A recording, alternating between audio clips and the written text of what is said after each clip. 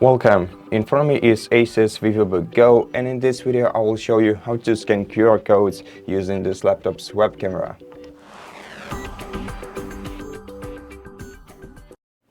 First of all, open the Start menu, then open a list of all applications, and then find the camera right here.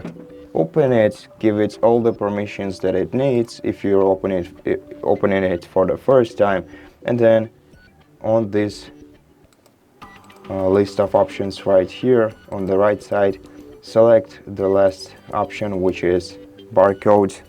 Prepare your QR code and face it to the web camera of your laptop, and you will see the link or the text, basically anything that this QR code shows you. And in my case it's a link, and it's the link that leads us to the email.info website, and that's basically it. That's how you scan QR codes with your laptop's web camera. So thank you for watching this video. If you liked it, consider subscribing to our channel, leave us a like and a comment below, and I'll see you in the next one.